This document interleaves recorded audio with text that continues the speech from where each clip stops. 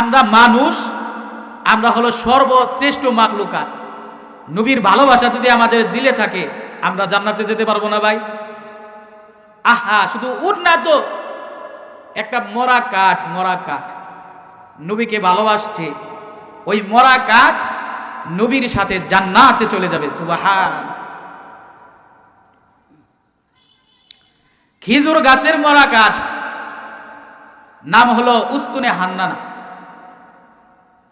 মসজিদে নববীতে গেড়ে রাখা ছিল। ওই গাছে হেলান দিয়া নবীজি জুমার খুতবা দিতেন। সাহাবায়ে কেরাম এসে বলে, হুজুর অনেক পয়সা করি হয়েছে, আপনি যদি বলেন বাইতুল মাল থেকে কিছু সম্পদ নিয়া আপনার জন্য মেম্বর শরীফ বানিয়ে দেব। আমার নবী ডাক দিয়ে বলে, সাহাবারা মেম্বর শরীফ বানাইতে যাও, যাও তোমরা মেম্বর শরীফ বানিয়ে নিয়ে আসো। আমার নবীর সাহাবারা মেম্বর শরীফ বানাইলেন। মেম্বর শরীফ বানানোর পর মেম্বর শরীফ বানাইয়া পরের জুমায় সাহাবায়ে কেরাম মেম্বর শরীফ নিয়ে আসলেন। নবীজি ওই মেম্বরে বসে আল্লাহর নবী খুতবা শুরু করলেন। এমন সময় পিছন থেকে কান্নার আওয়াজ ভেসে আসে। সুবহানাল্লাহ। কে রে মসজিদে নববীতে ডুকরে ডুকরে মানুষের মতো কান্না করে? কে রে মসজিদে নববীতে মানুষের মতো ডুকরে ডুকরে কান্না করে?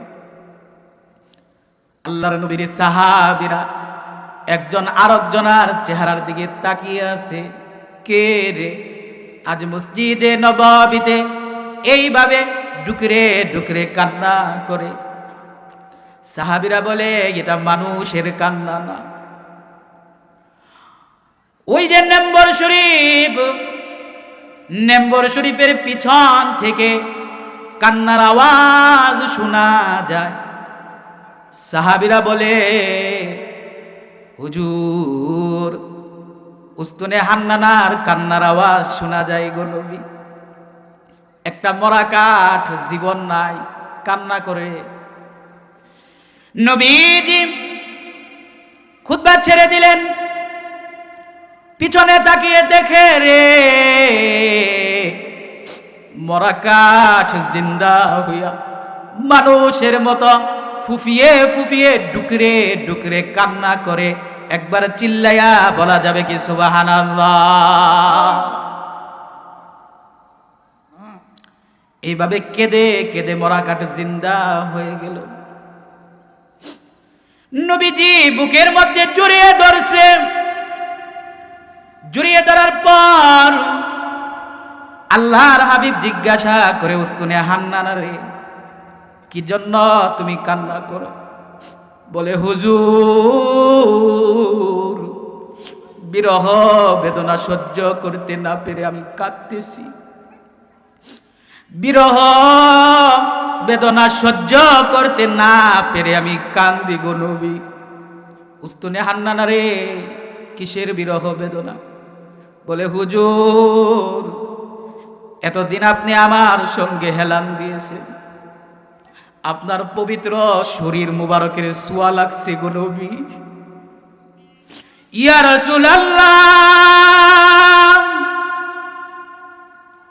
নতুন মেম্বর শরীফ আনা হয়ে গেছে, আমি বুঝতে পারছি গো নবী, আপনি আমার সঙ্গে আর কোনোদিন হেলান দিবেন না। হুজুর কত বড় বদনসিব আমার, আপনার সাহাবত আমার আর হলো না।